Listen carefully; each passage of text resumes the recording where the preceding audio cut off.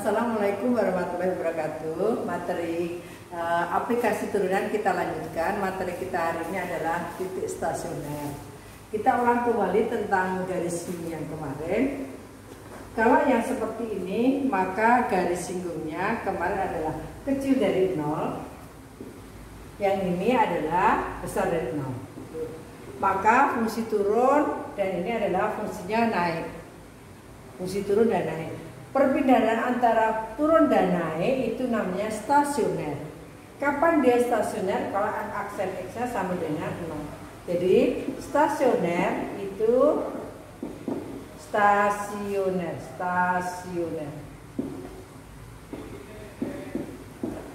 Itu jika F aksen X sama dengan 0.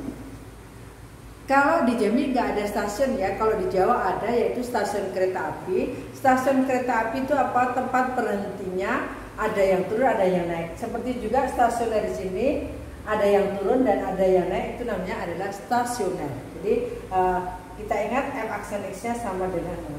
Sekarang kita jenis stasioner itu ada 3. Yang pertama itu adalah misalnya A, FA itu namanya titik balik maksimum. Ini sebuah nama ya, titik balik maksimum. Yang kedua itu adalah titik balik minimum.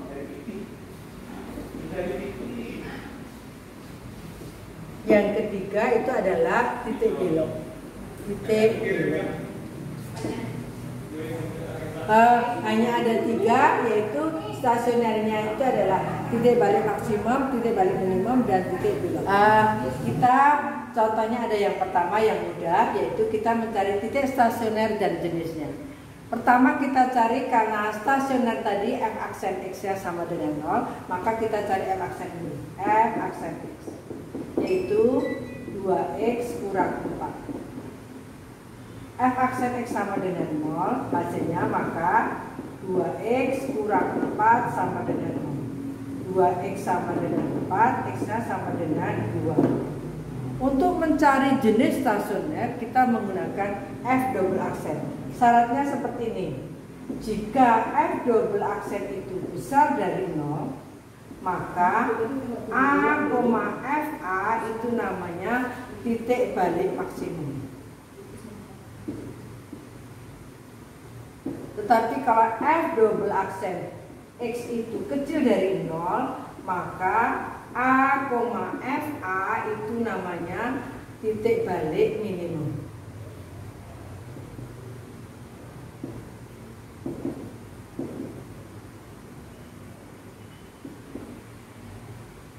Dan jika F double aksen X itu sama dengan F aksen X sama dengan 0, itu maka A, FA itu adalah titik belok. Penggunaan F double aksen ini kalau di kimia itu untuk menentukan asam dan basa kita menggunakan kertas lakmus.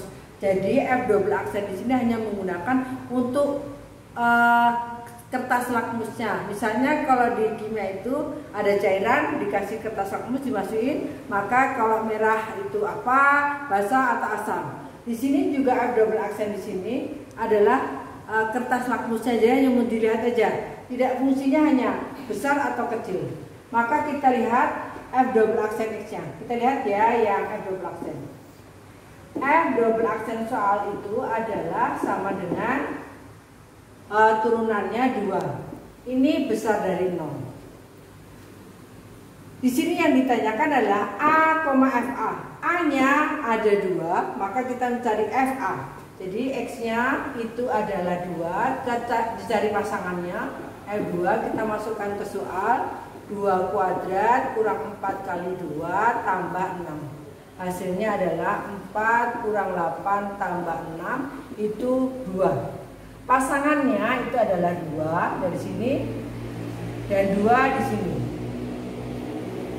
Itu tadi karena F double aksennya besar dari 0, maka namanya titik balik minimum. Salah. titik balik minimum. Maaf, salah yang ini ya.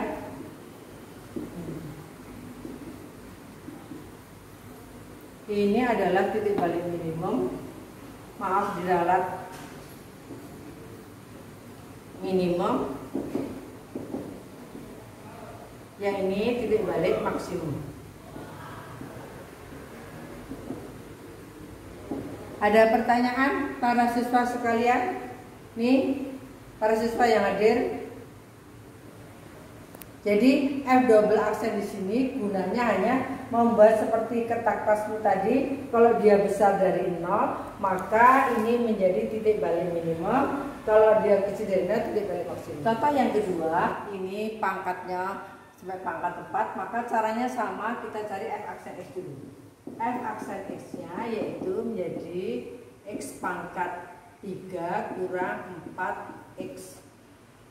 Maka F aksen X sama dengan 0, hasilnya menjadi X pangkat 3 kurang 4X sama dengan 0. X kita faktorkan, X kuadrat kurang 4.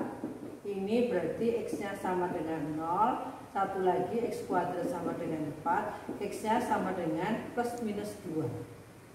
X-nya banyak sekali. Kita mulai dari yang pertama. X sama dengan 0, kita cari pasangannya dulu ya. Nah, maka F0-nya hasilnya kita masukkan ke min seperempat X pangkat 4 kurang 2X kuadrat. Ini juga 0. Titiknya adalah 0,0. Titik stasionernya ya. Sekarang kalau X sama dengan 2, kita masukkan ke persamaan. F2 itu adalah seperempat kali 2 pangkat 4 kurang 2 kali 2 kuadrat. Hasilnya menjadi 4 kurang 8 min 4. Pasangannya 2, min 4. Ini titik stasioner lagi, ada 3. Ini hasilnya min 2, masukkan ke dalam persamaan. F min 2 ini hasilnya seperempat kali min 2 pangkat 4 kurang 2 kali min 2 kuadrat. Hasilnya sama, yaitu 4 kurang 8 min 4. Ini min 2, min 4. Sekarang kita akan mencari jenis stasionernya dengan penurunan yang kedua. Tadi F aksen X-nya ibu tulis. F aksen X-nya itu adalah X pangkat 3 kurang 4X. Kita menggunakan F double aksennya, maka kita F double aksen. Ini menjadi 3X kuadrat kurang 4. Caranya kita satu persatu kita lihat. Karena titik stasionernya ada 3, kita coba X sama dengan 0, X sama dengan 2, dan X sama dengan min 2. Ini untuk menentukan dia titik balik maksimum apa titik balik minimum. Kita lihat, dimasukkan ke F double aksen. F double aksen hasilnya adalah min 4, berarti kecil dari 0. Maka titik 0,0 itu namanya titik balik maksimum. Sekarang kalau X sama dengan 2, kita masukkan ke F double aksen lagi. Hasilnya menjadi 3 kali 2 kuadrat kurang 4. 12 kurang 4, 8, besar dari 0. Maka 2,2 itu namanya titik balik minimum.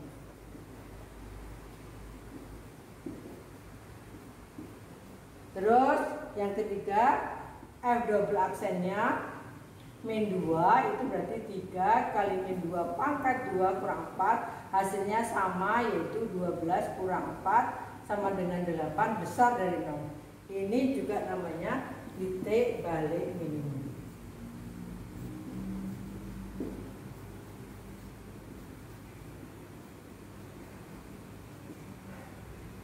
Ulang ya siswa, ini namanya titik stasioner 0,0, jenis stasionernya titik balik maksimum. Ini adalah titik stasioner. Kalau titik itu couple X dengan Y, titik balik minimum. Yang ini min 2,4, ini namanya titik stasioner, jenis stasioner adalah titik balik minimum.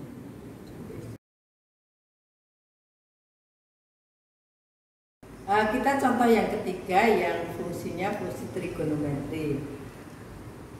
Caranya sama, kita cari m aksen x-nya. Turunannya adalah min 2 sin 2x tambah 1. Syarat stasioner m aksen x-nya sama dengan 0. Maka min 2 sin 2x tambah 1 sama dengan 0. Min 2 sin 2x sama dengan min 1, sin 2x sama dengan setengah. Seperti kemarin, sin 2x sama dengan setengah ada di dua tempat, yaitu kuadran 1 dan kuadran 2. Karena 2x-nya itu bukan hanya x, maksudnya dia lebih dari 1, maka dia menggunakan periodisitas, yaitu sama dengan sin setengah itu adalah 30 K 360. Hasilnya 2x sama dengan 30 K 360, x nya sama dengan 15 K 180. X nya yang pertama K sama dengan 0, x nya sama dengan 15, K sama dengan 1, x nya sama dengan 195. Sekarang di kuadran kedua, sin 2x sama dengan sin 150 K 360. Maka 2x sama dengan 150 K 360, x nya sama dengan 75 K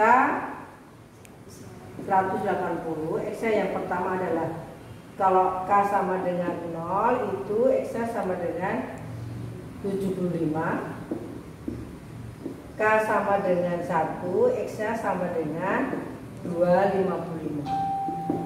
Kita cari pasangannya. Yang pertama, tadi x nya ada 4, x sama dengan 15, maka pasangannya masukkan ke fx. Fx sama dengan cos 15 tambah x. Kok cos 15? Cos 2x tambah x. Maka hasilnya menjadi cos 30 ditambah 15 nya diubah pakai pi, yaitu sama dengan pi per 12. Itu pengganti 15 derajat. Ini hasilnya menjadi setengah akar 3 tambah pi per 12. Pasangannya menjadi pi per 12, setengah akar 3 tambah pi per 12. Itu yang pertama. Yang kedua itu adalah 195. Ini fx-nya menjadi cos 2 kali 195 tambah dibuat pi, hasilnya menjadi 13 per 12 pi. Hasilnya dikali 2 adalah cos 300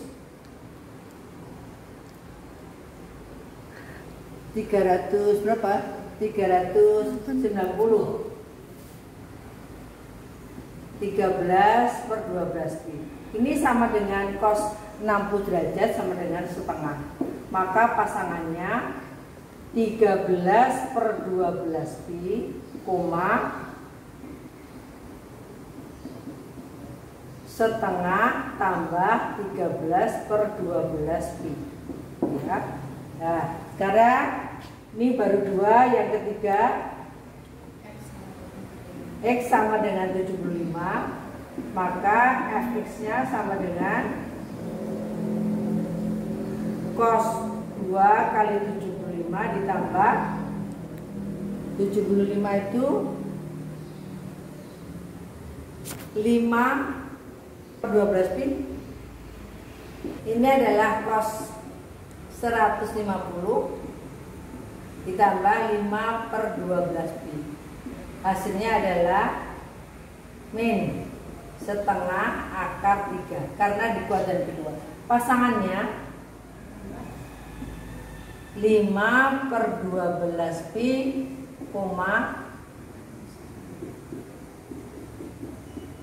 min setengah akar 3 ditambah 5 per 12 pi. Habis. Sekarang kalau X sama dengan 255,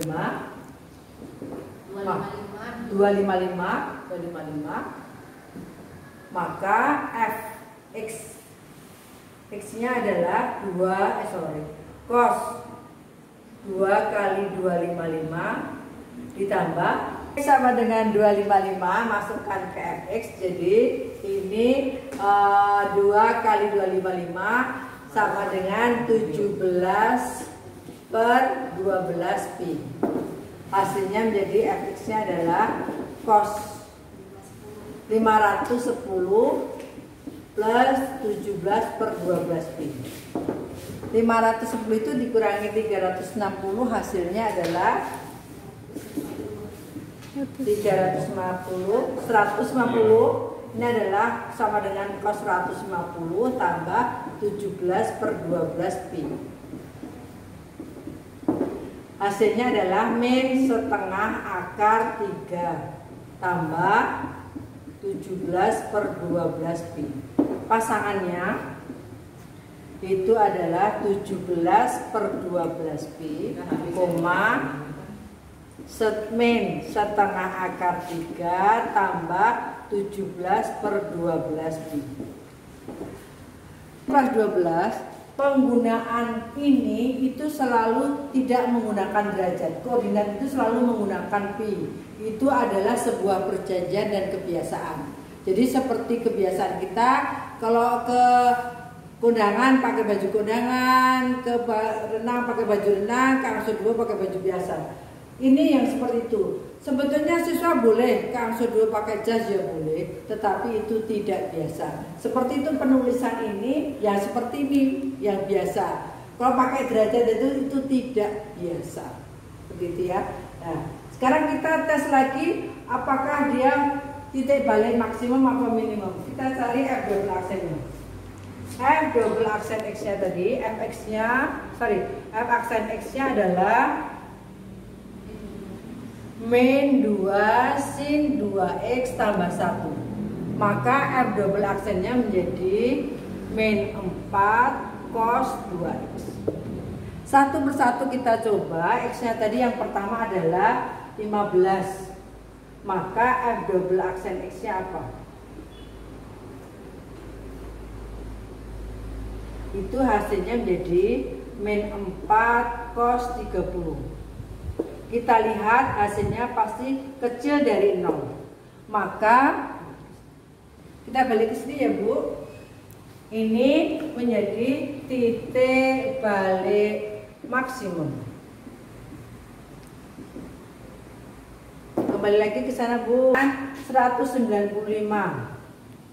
Maka F double aksen X-nya sama dengan min 4 cos 2 kali 195, yaitu sama dengan min 4 cos 390. Terima kasih. Ini maka 390 ini adalah kecil dari 0. 390 ini kecil dari 0. Ini namanya juga titik balik. Kok 150? Ya, titik balik maksimum. Titik balik maksimum.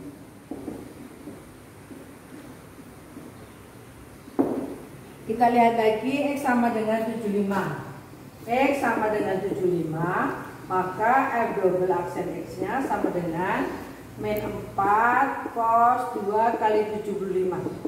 Min 4 cos 150.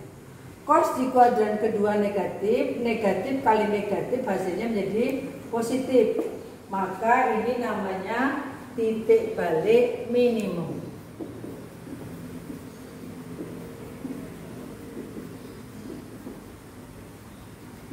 Terakhir, X sama dengan 255. X sama dengan 255, maka F double aksen X-nya sama dengan min 4 kali cos 255. Tadi sama dengan min 4 cos 150. 550 dikurangi beri. Hasilnya 510 itu senilai dengan min 4 cos 150. Sama dengan tadi, cos ini di kuadran kedua negatif, negatif kali negatif positif. Maka ini namanya titik balik minimum. Titik balik minimum.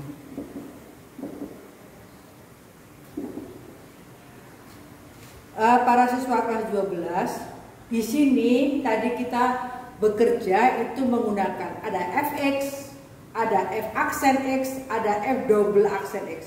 Jadi kapan digunakan fx itu untuk mencari titiknya, kapan digunakan f aksen x untuk mencari titik stasionernya, kapan kita menggunakan f double aksen x-nya adalah untuk mencari jenis stasionernya. Sudah ada pertanyaan para siswa? Bu, ya. Seandainya titik f double aksennya ya. tidak ditulis, boleh tidak Bu? Tidak ditulis? Ya. Ditulisnya di mana? Di kertas lain. Di kertas. Ini juga pertanyaan yang bagus. Bagaimana kalau f double aksennya tidak ditulis? Saya dengan siswa itu berkomunikasi dengan tulisan. Saya tidak bisa membaca pikiran siswa dan saya tidak bisa melihat dari itu apa yang ada di balik. Sebaiknya yang Anda pikirkan ditulis biar kita bisa berkomunikasi. Karena siswa dan ibu berkomunikasinya melalui tulisan. Jadi tetap ditulis ya siswa. Ada lagi pertanyaannya? Mari siswa. Tidak ada, kalau tidak ada terima kasih. Jangan lupa tugasnya dicoba dikerjakan sendiri. Assalamualaikum.